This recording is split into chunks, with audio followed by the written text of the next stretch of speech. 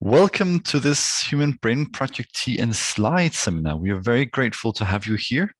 My name is Jens Petersen. I'm a PhD student and a student ambassador in the Human Brain Project. And the education program, which is organizing this session and these sets of tea and slides workshops. We're here today to have a very, very special session from our guest, Karin Grasenick, who's going to talk on diversity in research content, insights on why and how to apply for diversity awards. And just to introduce Karin briefly, I've had the pleasure to hear her talk several times, so you're in for a treat. She's a very eloquent and interested speaker and coach, trainer, facilitator. She has a background in sociology, math, and biomedical engineering. She has you can say she has first-hand experience working with these fields and has pioneered technologies in the medical engineering section. She's a founder and managing partner of Convelop, a consultancy, and in the Human Brain Project, she's responsible for gender and diversity strategy. So, Karin, I can't imagine a better person to talk about this topic. Welcome. We're looking forward to what you hear. The stage is yours. Well, thank you, Jens, for this nice introduction. And I'm glad to be here to explain the background and the details on the Diversity in Research Paper Award. This is an award that has been designed for you to honor excellent scientific achievements that consider diversity traits, especially in neuroscience and related fields. And it was co-created by myself with the Diversity and Equal Opportunities Committee, which you can see here on the screen, and with all members are always here for your questions and welcome you to our meetings. And some of you might be aware that two of these members, namely Sasha van Alberda and Benjamin Myers, already briefly introduced the DIRPL at the HBP Summit in October. So what follows now is a short introduction on the scientific background, then on how to hand in submit a proposal for the award and which criteria and incentives we designed together for you. So when we talk about diversity in neuroscience, we do so because very often we refer to the brain or the nervous system as abstract concepts. And thereby, the aggregate level we choose, what details we consider has strong consequences for the insights we can gain from our research and what we might miss.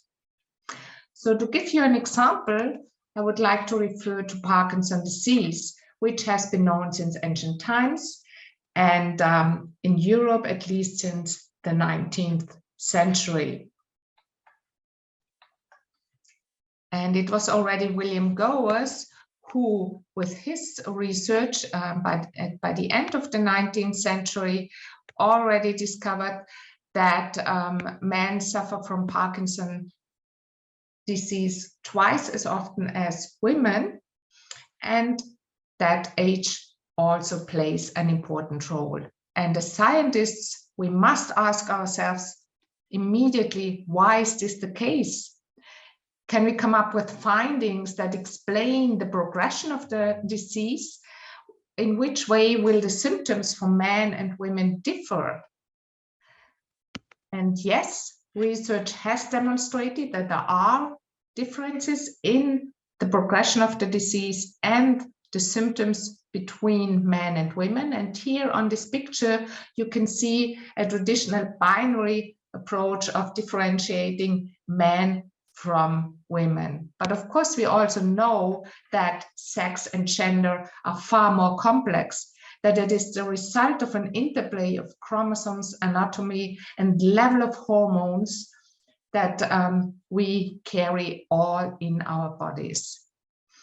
And when we consider these factors as variables contributing to the biological sex, then we might come up with new insights for our research. And we can illustrate it with Parkinson's disease, where findings have demonstrated that the hormone estrogen shows to reduce the risk of developing Parkinson's disease.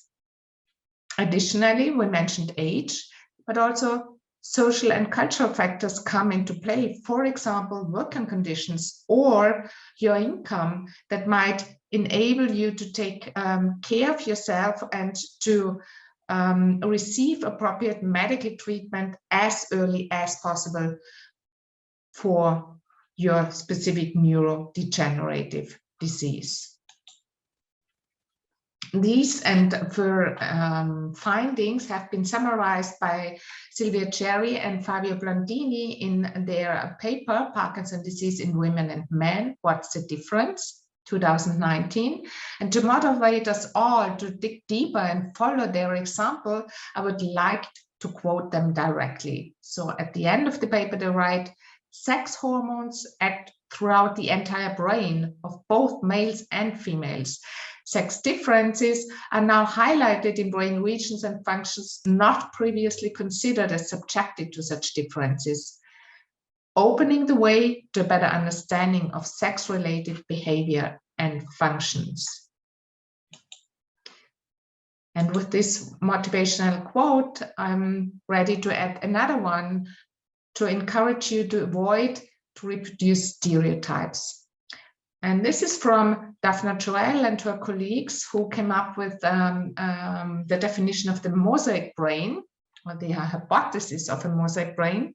And they write, sex effects on the brain of both females and males are exerted by genetic, hormonal, and environmental factors. These factors act via multiple partly independent mechanisms.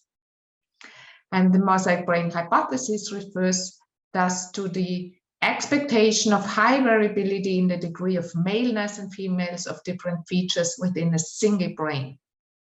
So co-analysis of several, preferably many features, would advance our understanding of the relations between sex and the brain in health and disease. Can we apply these findings systematically to other fields of science? For example, machine learning. Machine learning has been applied, for instance, in medicine for diagnosis, but the effectiveness of such algorithms depends strongly on the data which they are trained with. And a well-known example how tricky this can become is facial recognition systems, which have been accused for racial biases. They are used by police and authorities worldwide while failing to recognize darker faces correctly, which might lead to mistaken identifications of persons. And women of color are recognized first of all groups. And the reason behind are the data sets they're trained with. They are not sufficiently diverse. Timnit Gebru was infamously fired from Google, presumably because her research that revealed these biases made them very uncomfortable. So you might have stumbled across these articles on facial recognition and the story of Timnit Gebru already. To summarize for us, here in this session, sex-gender differences can be traced down to the level of stem cells, have often been neglected in studies with animals and humans, have been proven relevant for neurodegenerative diseases and their treatment, and will become increasingly relevant for funding applications, as for example in Horizon Europe. And another motivation for you to apply and to go through your research, further diversity traits and intersectionality of sex gender with these diversity traits are still rarely considered. So factors like culture, ethnicity, life experiences that we mentioned should become also part of our research. So how can you apply for the diversity in research paper award? What about your research? If you're not that sure, you may find out more on our website. Here you can see all the links on the screen. We have prepared articles for you. That, also, you can find research examples from different fields of research. And specifically, you can find guideline, a research guideline that we prepared for you that goes step by step through the overall research process and supports you in how to consider sex, gender, and further diversity traits in your specific field of research. So please go ahead, just explore the website, have a look at the examples, check if your paper matches the criteria, and take it from there and apply online very simply by just adding a link and your personal data so that we can reach out for you via this template that we have available on the website. And the call is still open till the 21st of December. Then the jury has time to go through the different submissions until March, and then we will invite the winners to, and of course everyone, to a webinar in April. So that's the plan. And what criteria are in detail relevant? Well, the paper should be open access. Theory and method must, of course, be suitable to include diversity in your research. Interdisciplinarity is also one of the criteria, because we are aware of the fact that these findings usually need a diverse team, the collaboration between different disciplines, and this is why it's also a criteria. And of course, the standard of overall quality that we are all aware of. And what are the incentives for you? Well, the most outstanding papers will be promoted at the website, at the HBP website, where news features and multiple social media channels that the HBP has by itself, and it is connected with further. So there's also a certificate of honor that you will receive if you win the award. And the winners will be presented at the heart of a webinar to a large audience in a dedicated online event organized by HBP and eBrains, where we will discuss the research with keynote speakers, as I told you before. And if you're an early stage researcher, we are also happy to give you a voucher for an HBP event of your choice.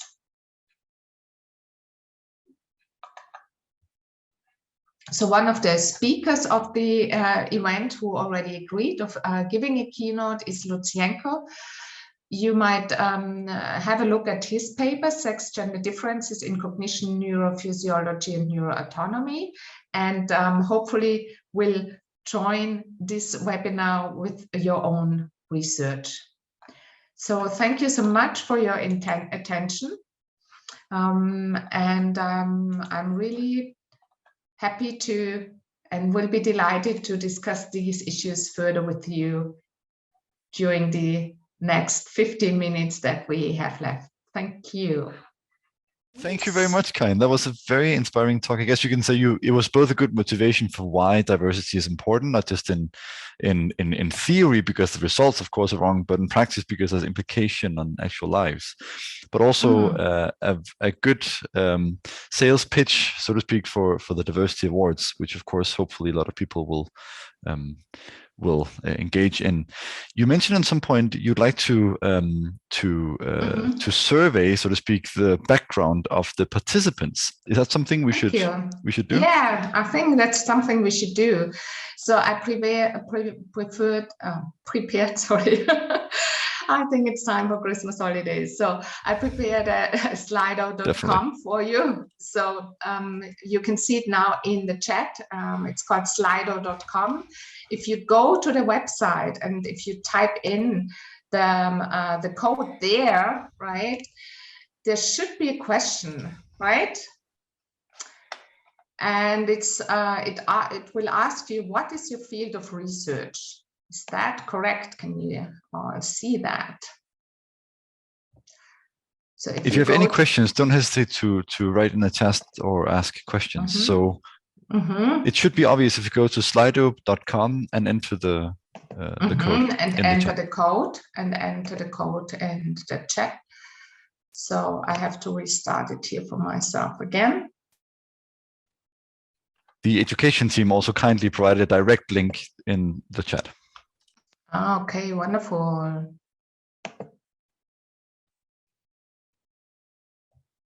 So Karin, yes, now I see it. Yeah. So my field of research is biomedical engineering. And I'll type it here as well. And then we can share it for everyone. Oh, here I see already some remarks coming up. So maybe, Karin, while we wait for the participants to type type in their backgrounds, we can maybe slowly start to take some of the questions, because there's already a question from Kaltenhäuser. Okay, wonderful. Asking, will the diversity of the research team also be taken into account? Is it only the let's say outlook of the paper, of the work in the paper, or is it also the participants in the work? Yeah, thank you for this question. Well, it's mainly on the paper, but one of the aspects that I addressed is the interdisciplinary approach, and that refers to the team diversity, right? So if you have something where you say you could only achieve it by the diversity in your team, and that brought up the novel results, you're very welcome to hand in your paper.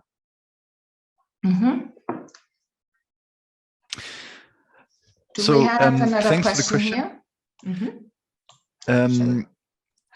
Yeah. Do you see a question, Karin, or?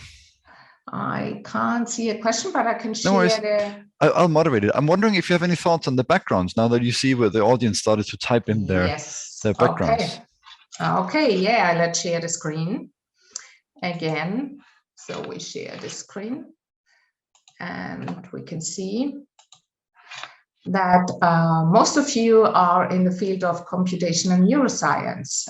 I'm the only one with biomedical engineering. Well, Jens, what's your field for research? I wrote neurorobotics, actually. Neurorobotics, so that's this one. Then you have media studies, neurology, bioinformatics, computer science. So thank you so much for, I would say, for computation and neuroscience. And the topics we discussed are, of course, relevant. Wouldn't you say so? So I wonder if you ever came across diversity aspects in your research, and to which extent. Is that something? I stop sharing the screen here again. Okay, we have more computer scientists here, but of course, for example, these biases in data should be an issue for every one of us. To take care of who is represented in a specific data set, and even on a very abstract level, even if it has nothing to do with humans, but let's say trees, okay? There might be some trees overrepresented or underrepresented, and if you don't have specific variables in your systems, then you won't be able to dig deeper and to come up with novel results. So it's really about which models are you making use of? Are you aware of the database that you're using? Have you ever come across, for example, in your studies or in your research on papers that are relevant for you that address these issues, which might be quite interesting? So those are all really good questions, and I encourage the panelists to raise their, or the attendees, sorry, to raise their arms, and we can address you. We can even invite you on stage to speak up if you have any questions or comments or answers to Karin's question. I'd like to maybe preface this while the attendees prepare to preface this with a question, because you mentioned a lot of these factors, right? So skin color could be a factor for machine learning models. I'm sure some of you discussed Parkinson's. That's also very important. I mean, there are a lot of ways that diversity and gender or backgrounds in general can affect outcomes in certain ways, speaking very generally. I'm wondering if you have any advice for us in our work. Now we can see we have quite some diverse research fields. Like, are there ways to pry out these factors? Because I'm certain some of these relations were not obvious, let's say 100 years ago, right? How do we as researchers, as scientists, figure out what these factors, these diversity implications are?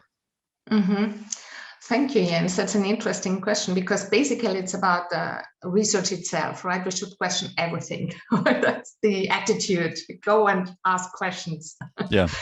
But of course, our perceptions are based on our experiences, right? As Maturana once said, who is in a systems researcher, complexity researcher, he said, our eyes are not made to see, they are made to restrict what we are seeing. So the eye of a bird sees something completely different than the eye of a human being. And if you are, like, for example, Joy Boalvini or Dimitripuru, if you have a dark skin color yourself, if you're a woman with a dark skin color, right, you will think of it more obviously than we would do. So what you need, and thank you therefore for this question of diverse teams, you need diverse teams. You need to go out and really think, who can bring in something new, right? Look at us as a team. If we are all in the same age group, the same similar life experiences, well, then we will share the same opinions maybe, and the same perceptions on the world. We are trained in the same institute. Well, then we know what we will be thinking, right? So it's really about heterogeneity in the team, in the way you perceive, the perspectives you apply to the research, basically. Yes, that helps a lot. And of course, you can ask yourself in a very systematic way, as we did with what is biological sex? Well, is that man, woman, or is it about hormones? Okay, which hormones? Okay, can I think about, was that considered in research before? No. Or you could say robots should do a job like a human being. How do they look like? Like generally a man or something like that, or really war machine. Or how do they look like if they are supposed to do something that usually humans do? In which way do they differ, or in which way are they similar? Okay. For example, very simple example. Yeah, so it is about going back to the fundamental, the function, or the principles, and then deducing from there in some sense. Yeah, and really twist your brain. I think, in which different ways can I deconstruct an abstract concept and come up with different variables, in which granularity, for example. And then take all those permutations seriously, I guess. Yes, yeah. So in the attendees, which may be easier said than done, right? But in the attendees, Alper Yeginoglu, I hope that's correctly pronounced, raised his hand. Alper, do you want to contribute to the discussion? Do you have a answer for Karin's question or a comment for the debate? You should be able to unmute and speak up. Oh yeah. Hello, Alper. Can you hear me now? Yeah. Perfect. Thanks. Was not sure where to press actually, and then a pop-up popped up, and then I just pressed unmute. Oh, okay, perfect. Yeah, thanks, Karin. That was a really interesting talk, and also, yeah, I think everyone should be aware of this kind of problems. So also when, for example, you mentioned like training of classification of faces, right? In machine learning, this is like called the bias, right? So how would we tackle that? I mean, most of us, we look for open data sets, download it, and are happy if our algorithms work on that. Is that a problem of awareness? Where should we start basically tackling this issue? How should we tackle? And if I find, for example, a data set and I see, okay, there is some kind of bias, what should I do? Well, publish it. Make it public. Yeah, so thank you so much, Alba. I think it's about really join forces and say this is a question of, we could also say it's a question of research integrity, isn't it, on a meta level? Because if you use a data set where you say specific groups are really not represented, but then you come up with a conclusion and say that's that conclusion for all humans, or how the visual cortex works in general. That's really an issue. You could also point out when you publish something, well, I had a look into the data set, and it occurs to me that only a specific group is represented, and this is why my findings might not be applicable to or not be reliable for in a broader sense, right? Or is only valid in this specific context. Let's put it that way.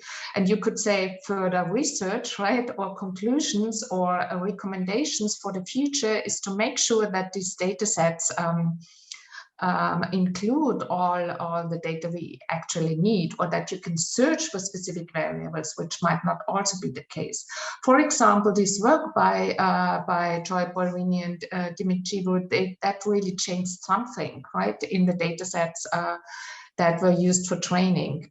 Of course, the new issues came into play because Google and other big companies just take what's out there in the net, in the World Wide Net, and which might not have put there for facial recognition algorithm, but for private reasons on Instagram or somewhere. So that raises another issue, right? Where do I get my data from? But that reaches a little bit far. Did that answer your question? So yes, please apply for the award. Come to the webinar in April. Make sure that you do your research in the way that you think is appropriate for in terms of research integrity, I would even say, and invite other people to, especially at the beginning of your research, to come up with different perspectives, right? To say, oh, look at us, we are a very homogeneous group. Why not going out there and discussing our research design with a more diverse group of users, for example? Does that answer your question, Alper, or? Yeah, thank you. I just wanted to comment that I think in the last years, this is just getting more and more important, and it's I think raising up the awareness is quite important as well. And I'm really thankful for you guys that you're putting a lot of effort in here, actually, because this is getting really more and more aware in everybody's minds, so to speak. This wasn't the case a few years ago. At least I didn't have the impression, and now it's also because of the HBP. I think this is getting more aware with everybody. And yeah, thank you for your answers. Thank you, Alper. And sometimes you really have to be progressive, because it's a vicious cycle, right? So we are all trained in a specific way. Then you have reviewers who have never heard about it, so they don't care. And then it just takes ages to become really a standard in the way we do research. And we are the ones who should work on it and contribute to it. Exactly, I completely agree with that, and I think that's exactly like you say, Karin. We are the ones to work on that. I think we have a unique position in the Human Brain Project, where there's such a strong focus on this compared to other initiatives around the globe. Right? We've passed the 30-minute mark, and I just want to say that I think we should continue the discussion a brief period more. But feel free to head out and go about your duties. I will just, before you leave, maybe advertise for one thing, which is that in the beginning of 2022, there's going to be a student conference in the Human Brain Project domain, where Karin is going to be giving a workshop on career development. So thank you. if you haven't had enough of this talk, which I hope you definitely didn't, then I really strongly encourage you to check that out. It's also virtual. It's going to be hopefully a hybrid, depending on the COVID developments, but a hybrid conference where you should also be able to participate virtually. So I think it's on the the website of the education program, isn't it? So. And the education team just posted that in the chat. So thank you very much for that. I want to briefly continue in the in the trajectory, let's say, that Alper started, because I think it's a very relevant question. You know, that we all agree that these things are important. We all agree they should be addressed. The question is, I think very much, how do we empower the individuals, the researchers, the early stage researchers to go about that? And I wonder, Karin, if you have any advice. Now we talked a bit about the general aspects, you know, that the importance of identifying these factors and avoiding these discriminations. Are there some things we should be curious about in our work, like some let's say situations we should be aware of that would maybe lead to asking questions, fundamental questions about how to include that into the diversity question? Does that make sense? Well, how can we move on, right? I think to really make yourself more familiar with this way of thinking, which to a certain extent, I would say, is as we discussed before, an attitude in science, right? And maybe just come up with this simple approach and saying, how many different ways are there to differentiate these variables, or what hasn't been looked at before, and can I come up with a diverse team? And then maybe start asking questions at conferences, for example, or if you are a reviewer, have a close look on how this is considered. It's not about saying, well, we had 10 women and 10 men, and on average there's no difference, right? So, well, okay, that's boring, isn't it? So why not? Yeah. So why not digging a little bit deeper and challenging the papers you read? Maybe come up with a working group. That's something Javier De Felipe, a strong supporter of the case, always recommended, to say, why don't we have a working group that's really going through our research and challenging it from these different angles and perspectives. So go out and find communities and maybe really search really consciously for contributions in the field. I realize it's a difficult question to answer, right? But I think that's at least something I identify with. I think it's a very important mission, but it's sometimes challenging for me, at least, to relate it to my day-to-day research. Right? How do you then include these things and start asking the right questions?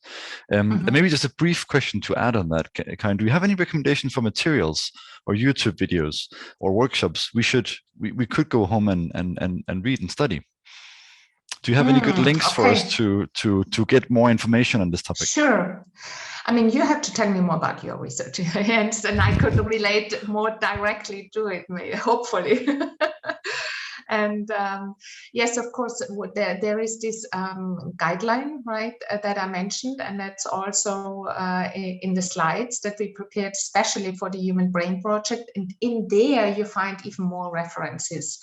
And also for the Diversity in Research Paper Award, I summarized briefly, together with Julia Tratnik, my colleague, we summarized briefly recent literature from different fields that are examples on what we think would be a good practice in different fields of research, from robotics, to neuroscience. So by our humble means, because when you're a specialist in a field, then and there's of course this site you might know, Gendered Innovations by Londa Schivinger. I think it's also in our guidelines, right, where you can really search through all kinds of fields of research, from material sciences to robotics to medicine.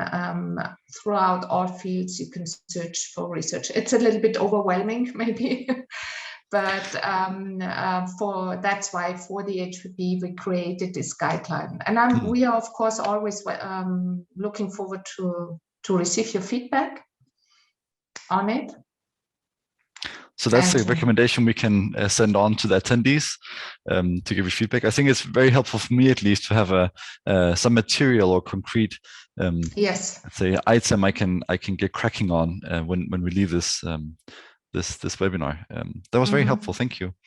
I'm wondering if there are other questions from the attendees. Did this spur any question from you, maybe from your own field of research, maybe a situation you have experienced or something that made you think about diversity and insights in research. Anything specific? Why are you here? That's a good question. Yeah.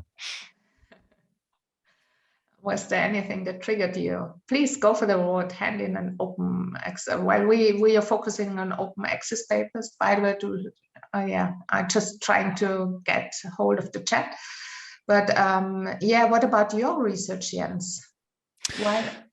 Yeah, so I think now that's a question for Anki. I can keep it brief. Maybe we can elaborate that on the student conference in February when we meet, Karin. But I think I'm working on very technical subjects, so very let's say low-level simulations. And of course, it's very difficult to relate gender to that, right? Because my simulations are not gendered, of course, right? But of course, there are other aspects in my work, such as the composition of the team that we mentioned. I think that's very helpful for me as a researcher, or the way you address these tendencies, trends, right? And of course, the way you collaborate in teams. So I'll definitely be reading the guidelines, which are, by the way, being linked in the chat to understand that more in depth.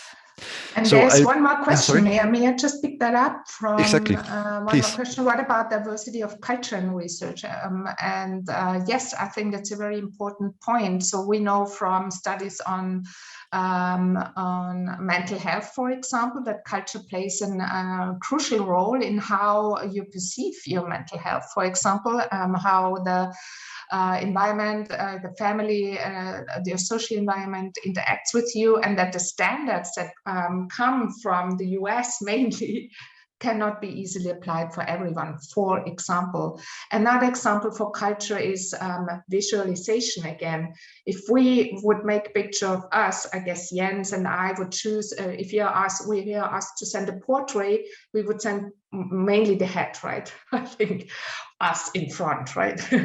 So if you go to an Asia culture, there you will see much more of a background, and tests have been made. For example, what we think now is used as a standards for robotic, that you first see things at the front, right? That are big in the front.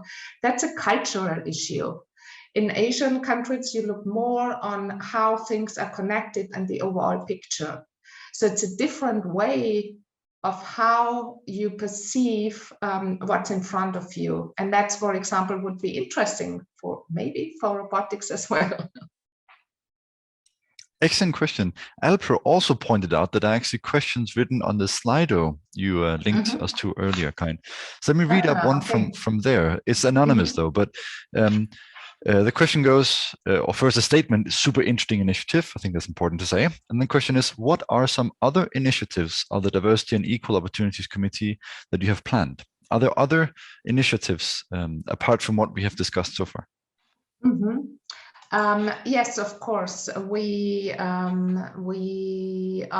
looking, as you mentioned before, Jens, we are looking at equal opportunities and career progression. So we have this mentoring program, which is really important for us to support you. We also search for external mentors if you are in a very central position, for example, within the HBP. So this is something where we really try to support scientists and managers of science, men and women, because we think there can be a difficult situation for everyone, right? In terms of socioeconomic status, for example, or the working group you're in and so forth. So that is one of the initiatives we're carrying out. And one thing we really try to do is to look at all the documents, for example, for open calls. The calls for expression of interest of the HBP contain several questions and evaluate how gender diversity is considered in the proposal that is handed in. So we try, because the HBP is so complex, right? So we try to look at these guiding materials also for conferences and webinars to say, how can we support everyone in this endeavor to consider this? So calls for expression of interest is one example, or working with the Science and Infrastructure Board on selection procedures. And there's another toolkit. I type it here for us. I hope I do it right. Ooh. I'm sorry, It's always a challenge to multitask, right? Yeah, yes, there it was. And it's a little bit challenging. I thought it would be easier with my little tablet at home.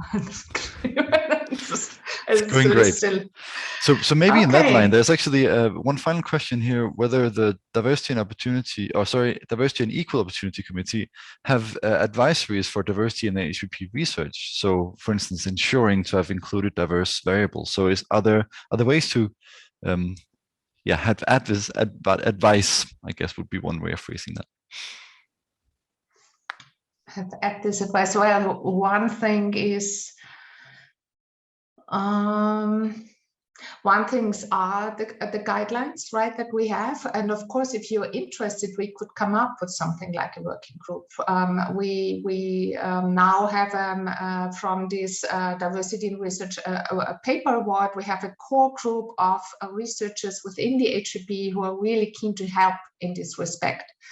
And while these questions come up, I really think about why not having a scientific mentoring in terms of how to include these variables in your research. Would that be something to have meetings where we could say, okay, come in and let's check your ideas or something like that together? What do you think about that, Jens? I think it's an interesting solution, right? So I think the mentoring program you mentioned, Fritton, I think is a great way to have, let's say, a longitudinal contact surface, right? And I think the webinar we have here is a very important kickstart of this, but I'm sure there will be several, let's say, hurdles along the way, right? This is not a problem we solve tomorrow. So maybe a longitudinal discussion group or some kind of advisory board would definitely be helpful. I haven't thought it through more than that, though. Maybe the attendees have any opinions. That would be great, because please join the committee or send me a list or speak up now if you have any ideas. So as I told you, I try to do this with these guiding questions, right? With the guideline form and also for the calls for expression of interest.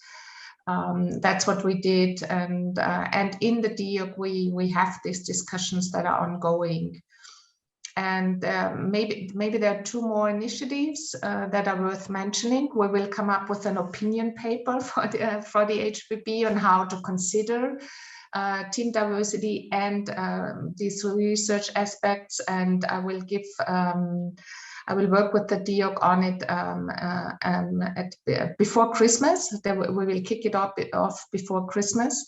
Of course, I will do additional webinars in this respect, and maybe that's also a good opportunity to keep in touch and keep on working on it. So why not kick off a group who is really into it? I think that's a great way to end this webinar, Karin. We've also taken a lot of your time. I think that's basically the recommendation to give feedback and kick it off and make sure that this concept and the importance of diversity and equal opportunities really proliferate.